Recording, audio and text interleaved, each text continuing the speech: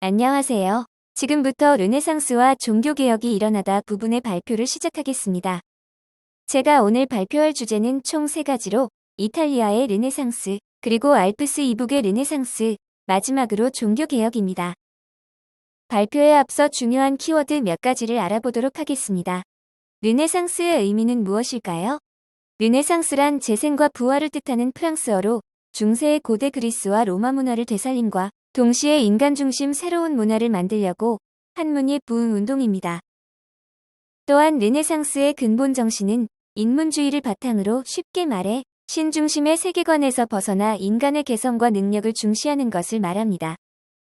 이제 본격적인 발표를 시작하도록 하겠습니다. 이탈리아의 르네상스란 무엇이며 이가 탄생하게 된 배경은 무엇이 있을까요?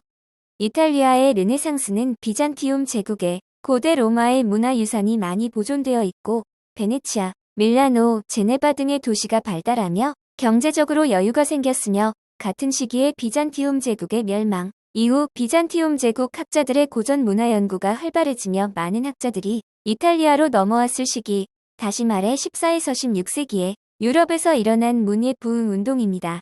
르네상스를 시작으로 근대가 싹트기 시작하였죠. 다음은 이탈리아 르네상스 때 크게 성장했던 문학, 미술, 건축, 과학 분야에 대해 알아보겠습니다.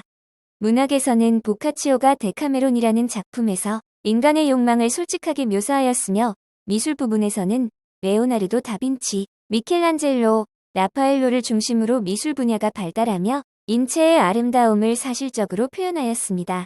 또한 건축 부분에서는 르네상스 양식이 발전하였습니다. 이 그림들은 순서대로 당시에 만들어진 산드로 보티첼리의 비너스의 탄생, 미켈란젤로 부오나로티의 다비드상, 마지막으로 라파엘로의 아테네 학당입니다. 모두 앞서 설명한 것처럼 인체의 아름다움을 사실적으로 표현하였다는 특징이 있습니다.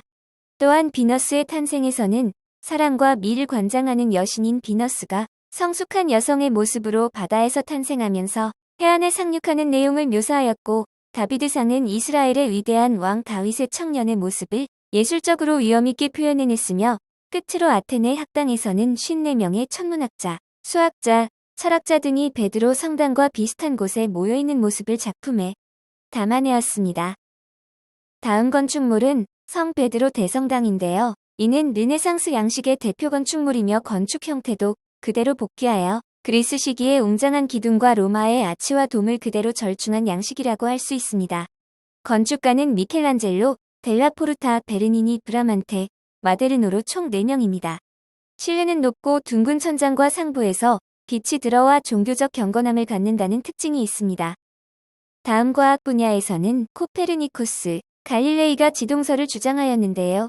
여기에서 지동설이란 지구가 태양의 주위를 돈다는 학설인데요. 중세 사람들은 태양이 지구의 주위를 돈다는 천동설을 믿었으나 코페르니쿠스의 천구도와 갈릴레이의 망원경으로 천체들을 직접 관찰하는 등의 행동으로 지동설을 주장하며 당시 사람들의 우주관에 큰 변화를 주었습니다.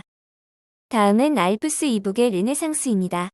이 시기에 나타난 큰 특징 중 하나는 현실 사회와 교회의 부패를 비판하고 있다는 점인데요. 이는 주로 문학 작품 등에서 나타나곤 합니다. 또한 부패한 성직자와 타락한 교회를 개혁의 대상으로 여기는 사회개혁적인 성격을 가지고 있습니다. 추가로 알프스 이북의 인문주의자들은 종교에도 많은 관심을 가져 초기에 순수한 크리스트교로 되돌아가자는 종교개혁과도 관련이 있다고 합니다.